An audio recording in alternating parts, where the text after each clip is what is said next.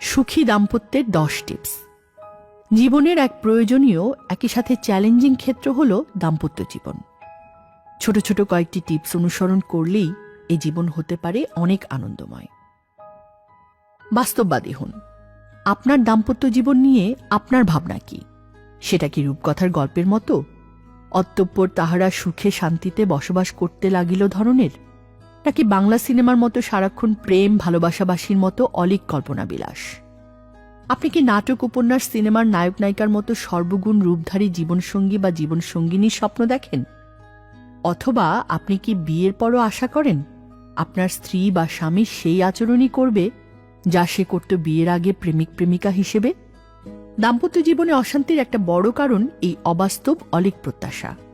কারণ বাস্তব জীবনে অলীক প্রত্যাশাগুলো যখন বাস্তবায়িত না হয় তখন তা আশাভঙ্গ ও মর্মপীড়ার কারণ হয়। আবার বৈজ্ঞানিকভাবে এটা এখন প্রমাণিত যে প্রেমের প্রাথমিক উন্মাদনা ক্ষণস্থায়ী। আপনি যাকেই বিয়ে করেন না কেন সে কখনোই 100% নিখুঁত হবে না, সারাক্ষণ শুধু আপনার চিন্তা করবে না। সুখী হতে হলে আপনাকে তাই বাস্তববাদী হতে হবে। সফল দম্পতিরা দৈনন্দিন জীবনযাপনেই রোমান্টিকতা খুঁজে নেন, প্রেমের প্রাথমিক উন্মাদনাকে দীর্ঘস্থায়ী প্রেমানুভূতিতে রূপান্তরিত করেন। কাকে বিয়ে করবেন? শুধু বাইরের চাকচিক্য দেখে বিয়ে করার সিদ্ধান্ত নিলে আপনি ভুল করবেন। যেমন পাশ্চাত্যের একজন তরুণী হয়তো একজন পুরুষ কতটা সুদর্শন, লম্বা, বা তার মধ্যে পুরুষালী বৈশিষ্ট্য আছে কিনা, বা তার ধন সম্পদের পরিমাণ কেমন ইত্যাদি বিবেচনায় সিদ্ধান্ত নেবে।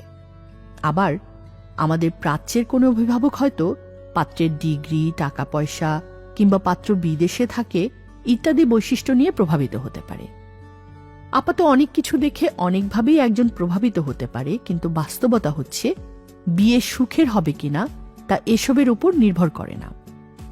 হয়তো দেখা গেল এসব কিছু দেখে যে পাত্র বা পাত্রীকে বাছাই করা হলো বাস্তবে সে একজন স্বার্থপর মানুষ, অথবা পাত্রপাত্রীর মধ্যকার সামাজিক এবং সাংস্কৃতিক ব্যবধান এত বেশি যে মানিয়ে চলা অসম্ভব। আবার আমরা মনে করি প্রেমের বিয়ে হয়তো সুখের হয়, কিন্তু বিয়ের আগে প্রেম থাকলেই যে তা সুখের বিয়ে হবে তেমন কোনো কথা নেই। কারণ প্রেম আসলে নারী পুরুষের শারীরিক আকর্ষণেরই এক পোশাকি নাম। সুখী দাম্পত্যের জন্য যা প্রয়োজন তা হল আপনার জীবন সঙ্গী বা সঙ্গিনী ভালো মানুষ কিনা, সৎ, বিশ্বস্ত এবং উদারমনা কিনা। আদর্শ দাম্পত্য সম্পর্ক তখনই সৃষ্টি হয় যখন স্বামী এবং স্ত্রী দুজনই একই মূল্যবোধ ও দৃষ্টিভঙ্গির অধিকারী হন। তাই বিয়ের আগে যে মানুষটিকে আপনি জীবনসঙ্গী করতে চাচ্ছেন তার সম্পর্কে সম্ভাব্য সবকিছু জেনে নিন। পাত্রপাত্রীর ব্যাপারে নিরপেক্ষ এবং বস্তুনিষ্ঠ তথ্য দিতে পারে এমনদের সাথে যোগাযোগ করুন। আর যদি তথ্যের নিরপেক্ষতা নিয়ে সন্দেহ থাকে তাহলে একাধিক সূত্র থেকে পাওয়া তথ্যগুলো মিলিয়ে নিজে সিদ্ধান্ত নিন। সবসময় মনে রাখবেন, যা রটে তা কিছুটা বটে। কাজেই কোনো নেতিবাচক তথ্য পেলে তা যাচাই না করে হেলায় উড়িয়ে দিলে জীবনের অন্যতম গুরুত্বপূর্ণ একটি সিদ্ধান্তে আপনি বড় ধরনের ভুলও করে ফেলতে পারেন।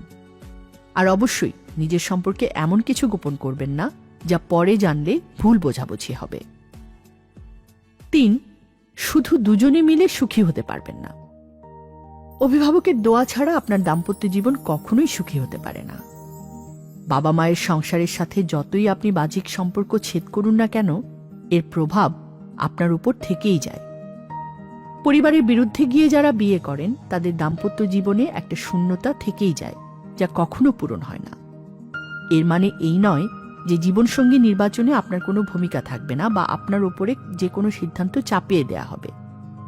বিয়েতে আপনার পছন্দকে যেমন অগ্রাধিকার পেতে হবে তেমনি থাকতে হবে দু পরিবারের সর্বসম্মত অনুমোদন এবং সমর্থন। 4. বিয়ের অনুষ্ঠান অনাড়ম্বর রাখুন। ইদানিং বিয়েতে আনুষ্ঠানিকতা এবং খরচের বাহুল্য একটা নৈমিত্তিক ব্যাপার। আর এর কারণ ছোটবেলা থেকে আমরা এক রূপকথাময় বিয়ের কল্পনা করে বড় হই, কিন্তু বিয়ের অনুষ্ঠানে যতই জাঁকজমক হোক তার স্থায়িত্ব কিন্তু মাত্র একদিন। প্রাচ্যের কোনো কোনো সংস্কৃতিতে বড়জোর 1 সপ্তাহ। অথচ এই ক্ষণস্থায়ী আয়োজনে লোক দেখানো খরচের প্রতিযোগিতায় মাততে গিয়ে দু পরিবারকে হয়তো ঋণের জালে জর্জরিত হতে হয়, আর পরিণাম হয় আর্থিক, মানসিক এবং আত্মিক অশান্তি। শান্তিপূর্ণ দাম্পত্য জীবনের জন্য তাই বিয়ের আনুষ্ঠানিকতা যথাসম্ভব অনাড়ম্বর রাখুন। 5. আপনার সঙ্গী আপনাকে বুঝবে নয়, আপনি আগে তাকে বোঝার চেষ্টা করুন। দাম্পত্য জীবনে সমস্যার একটা অন্যতম কারণ হল আমরা নিজেরাই যে সমস্যার জন্য দায়ী এটা আমরা মেনে নিতে পারি না। আমরা সব সময় মনে করি আমি ঠিক, আমার স্বামী বা স্ত্রী ভুল, অথবা মনে করি ও আমার প্রতি অন্যায় করছে, কিংবা মনে করি যে ও আমাকে বোঝে না। কিন্তু আমরা এটা বুঝি না যে আরেকজনকে বোঝার জন্যে আমি আগে উদ্যোগ নিতে পারি। দাম্পত্য জীবনে ভুল বোঝাবুঝি দূর করার অন্যতম উপায় হল নিজের ভুলগুলো নিজেই খুঁজে বের করা এবং অপর পক্ষের অবস্থান থেকে দেখার চেষ্টা করা। আমরা এটা কখনোই আশা করতে পারি না যে আমি যা করি না আমার স্বামী বা স্ত্রী সেটা করবে। আমরা যখন ধরে নিই যে সমস্ত ভুল আরেকজনের, তখন ভুল বোঝাবুঝি দূর করার দায়ও আমরা তার উপরই চাপিয়ে দিই। যদি আমরা শুধু এটা মনে করতাম যে বোঝাবুঝির অভাব হলেই ভুল বোঝাবুঝি হয়, তখন আমরাই উদ্যোগ নিতাম, কোনো সমস্যাই আর সমস্যা থাকত না। আপনার জীবনসঙ্গী বা সঙ্গিনীর দুর্বলতা এবং সীমাবদ্ধতাগুলোর ক্ষেত্রে প্রোঅ্যাক্টিভ হন। প্রতিটি মানুষের মতো আপনার স্ত্রী বা স্বামীরও কিছু দোষ ত্রুটি বা সীমাবদ্ধতা থাকবেই। তার চরিত্রের এমন কিছু দিক থাকবে যা আপনার মনপসন্দ নাও হতে পারে। এই দিকগুলো আপনি কিভাবে সামলাবেন তার উপরে নির্ভর করছে আপনার দাম্পত্য জীবন কতটা সুখের হবে। খেয়াল রাখুন এই টিপসগুলো। জীবন সঙ্গী বা সঙ্গিনীকে পুরোপুরি গ্রহণ করুন, তার দুর্বলতা এবং সীমাবদ্ধতা সহ। মনে রাখবেন, সমমর্মিতা বা প্রেম আরেকজনকে বিচার করে না, বরং তাকে বোঝার চেষ্টা করে।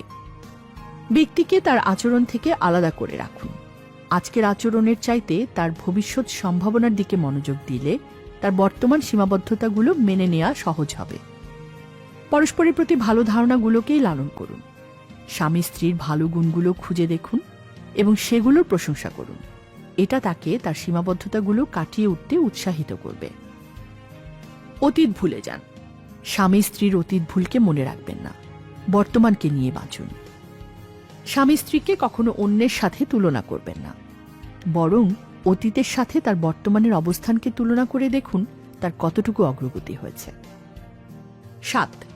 আর্থিক বিষয় পরিচালনার ক্ষেত্রে দক্ষ হন। দাম্পত্য জীবনের সমস্যার অন্যতম একটি কারণ। সমস্যাটি আরও প্রকট হয় যখন স্বামী হয় পরিবারের প্রধান উপার্জনকারী এবং স্ত্রী থাকে আর্থিক ব্যাপারে পুরোপুরি স্বামীর ওপর নির্ভরশীল।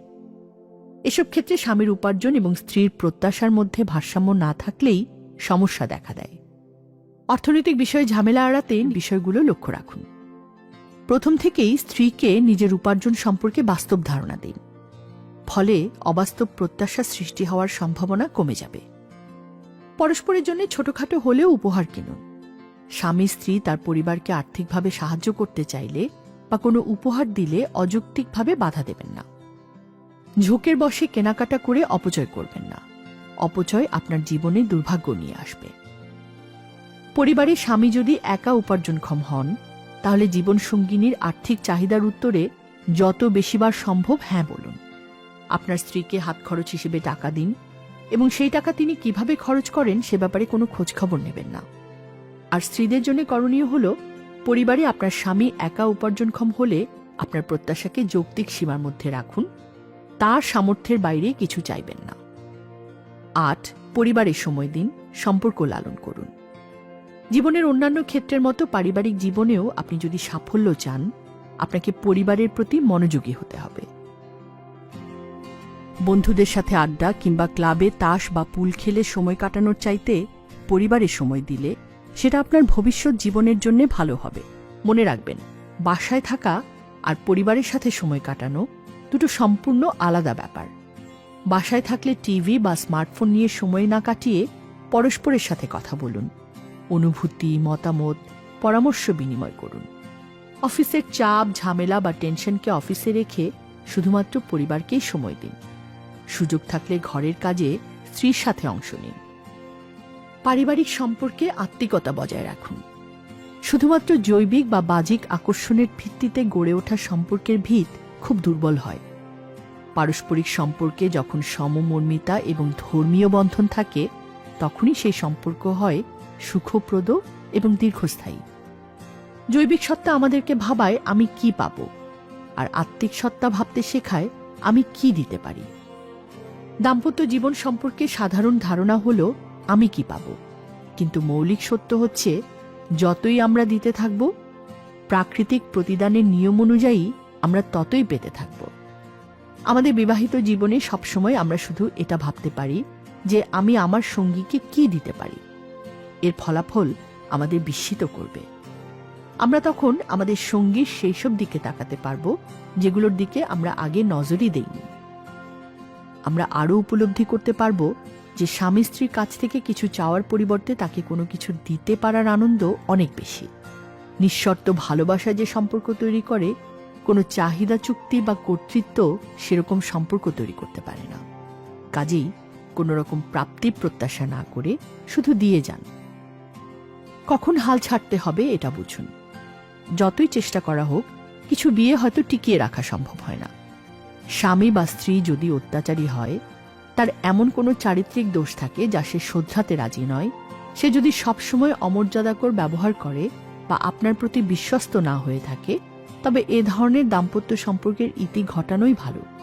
এসব ক্ষেত্রে তিনি নিজের স্বভাব পরিবর্তন করে ভালো হয়ে যাবেন এমন আশা না করে সন্তান নেয়ার আগেই দৃঢ় সিদ্ধান্ত নিন। আসলে কেউ কেউ আছে কখনো বদলাতে চায় না। এও মনে রাখা দরকার, দাম্পত্য জীবনে আমি কি দিতে পারি এটা ভাবা আর দুর্বল বা পরনির্ভরশীল হওয়া এক কথা নয়। তবে আপনার যদি সন্তান থাকে, আইনানুগ বিবাহ বিচ্ছেদের আগে সময় নিয়ে গভীরভাবে সব দিক ভেবে নেবেন।